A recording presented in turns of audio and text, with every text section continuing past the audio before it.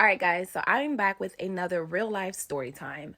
I'm going to tell you about a time that I believe I met an angel and he saved me from God knows what would have happened to me.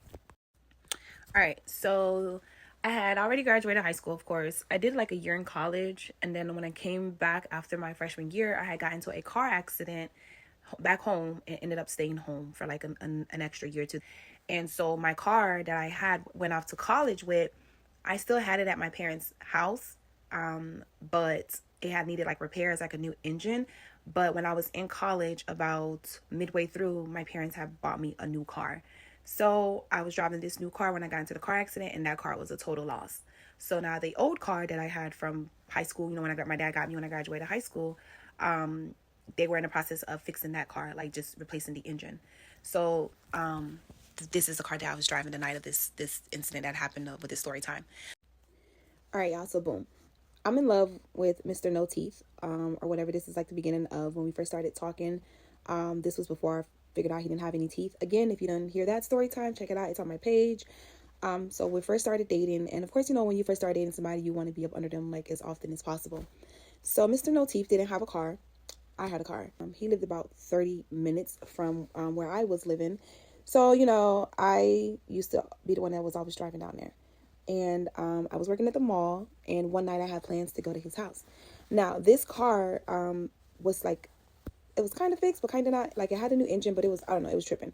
So my dad told me, look, you can use this car to drive to work, because my job was literally like a 5-10 minute drive from where I was living at, from my parents' home. And so he was like, you can use this car to get back and forth to work, but that's it. Like, you can't drive it any further than that until I can get it on the road. Not to mention, this car was not registered, so I didn't have like a tag for it. So I had like, I think, a tag for my other car that was totaled on the car. And my dad was like, this is only for you to get to work, because he wasn't able to take me to work, all because he worked a lot, and my mom did too. And he was like, but you go to work, you come home with this car, that's it. Of course, I ain't listen to that. So one night I wanted to go and see Mr. No Teeth after work.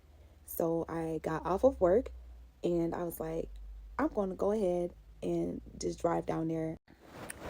All right. So Sirens was a store where we didn't have uniform. You just had to like dress cute. So I believe I went to work that day with like a mini dress, like a spaghetti strap dress with some heels. I'm just going to wear this, so when I get off work, I can already be dressed and ready to see my man. Get on the highway. About 15 minutes into my drive, the car starts jerking. And I was like, uh-oh, I am not going to make it to Delray. I need to get off the highway. So I get off the highway. And like off of the ramp exit, off of the exit from 95, there was like, at the light, there's a train track. And I was trying to make a right to go, because I'm like, I am too far from my house to call my dad for help. Because if I call this man and I tell him, hey, the car broke down on me in Lake Worth, which is not anywhere near where I needed to be, I already knew my daddy is Haitian. I was not trying to go through that. So I was like, I gotta get closer to home before I can ask anybody for help, because they can't know what I was up to. When you get off the exit, there's like a train track when you're making that right to go what is that, west. So my car stopped on the train tracks, and I was like, God, please, like, let me, I gotta get off these tracks. So I crank up the car again, and it started. So now I start driving down. It's nighttime. It's probably a good like 10 o'clock, right?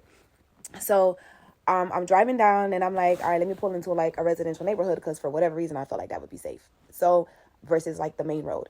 So I pull into these homes, and I get out the car. The car shuts off. I get out the car in my mini dress, in my 6-inch heels, pop the hood. Don't know what I'm looking for, but I pop the hood and I'm just looking. And when I do this guy, I'll never forget his name, because he has the same name as my brother. His name is Andy. It was a white guy.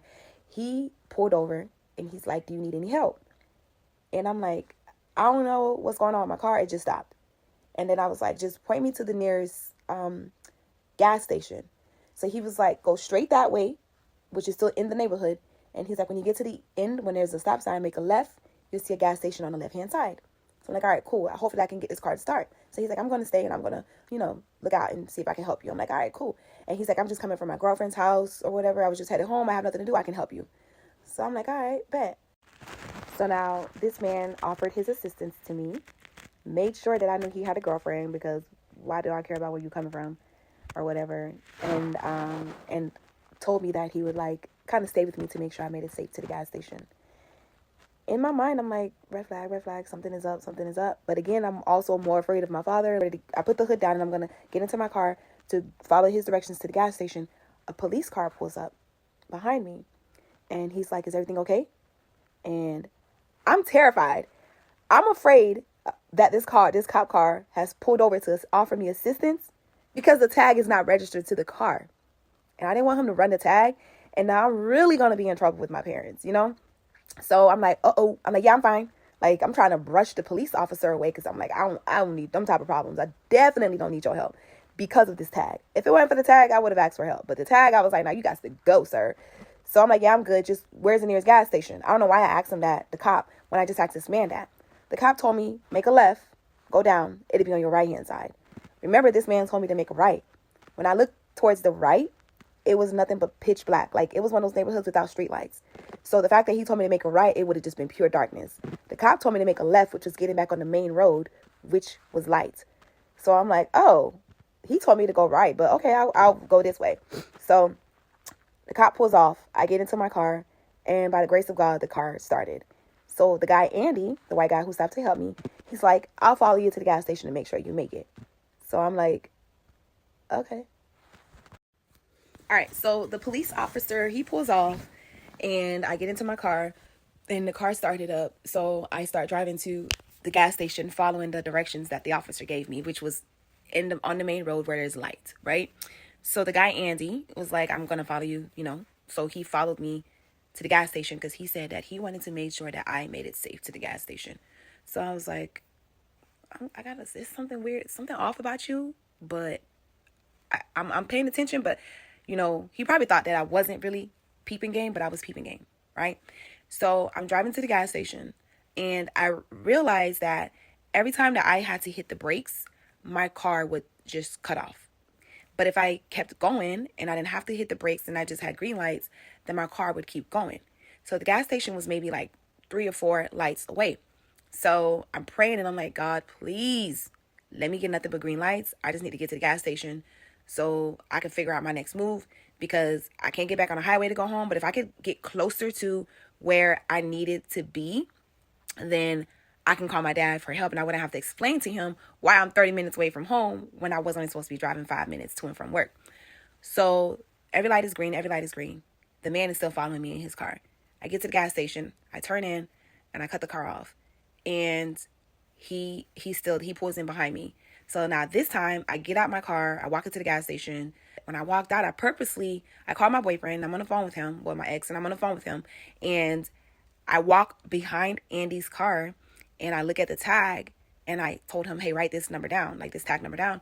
And I gave him the tag number and I was like, I'm having car issues. I'm not gonna be able to make it. I'm just trying to get home. This man stopped to help me, but I don't know. I have a funny feeling about him. This is what he said his name is. And this is what his tag number to his vehicle is. So he took that down, right?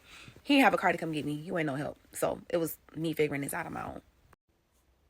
So, all right, now I'm like, I need to get back into my car and I need to crank this bit up and drive closer to home so that I can call for help.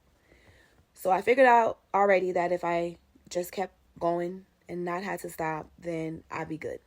So I'm like, Father God, I don't know how you're going to do this, but I need nothing but green lights. I just need to go. So the man, Andy, I'm like, I'm just going to try to, get home. So he's like, okay, well, I'm headed that way because I live on that side of town. I'll follow you. Okay. So then he's like, take my number down just in case, I get caught by a red light or something. That way I'll be able to call you and see where you're at. So I'm like, okay. I know, dumb. So I gave him my number. I think I also texted his number. Then I texted his number to my ex-boyfriend. And I'm like, hey, this is what he said his number is. Or whatever. So I get into the car and it started back up. I crunked the ignition, started the ignition, and the car started. It started. So I'm like, oh, thank you, God. So I get on the road. I kid you not. Every single light is green. Even if it's red, by the time I'm coming to come up on it, it just turns green. right? And it's late night. Now it's probably close to 11 midnight. So it's not that many cars on the road. So I'm driving and I'm getting nothing but green lights and I'm getting closer to home. That's the most important thing. And this dude is still following me behind me in his car. And I guess he must have realized, like, dang, her car is making it pretty far. So he calls my cell phone. I answer. And he's like, hey, since your car made it this far, how about you pull over into that parking lot and right there and give it a break? When I look forward, so like the area he's talking about, right? It was off of Congress Avenue, is this road. So those of you who are local, you'll get the picture. So if you go, it's kind of like going behind the airport, the Palm Beach airport. And then when you come up on the side, you come up on Belvedere Road. Right now, there's a Wawa in the corner there, a Top Golf or whatever that is. There's a gas station across the street. And right now, there's like a retro fitness there. But it used to be a hotel. So the parking lot that he told me to pull into to let my car chill for a little bit was a hotel parking lot. Now, this caught me by surprise, right? I'm young again, don't beat me up, but I'm in the comments, but I'm like 18, 19. So when he says this, I do know this is not right. Something felt off to me in my spirit. But for whatever reason, which we would never know why, my dumb behind responded and said, okay. When I said okay, I kid you not, that light in front of me, I don't even think it went to yellow. It just turned red and I just hit the brakes. Car stopped. Would not turn back on.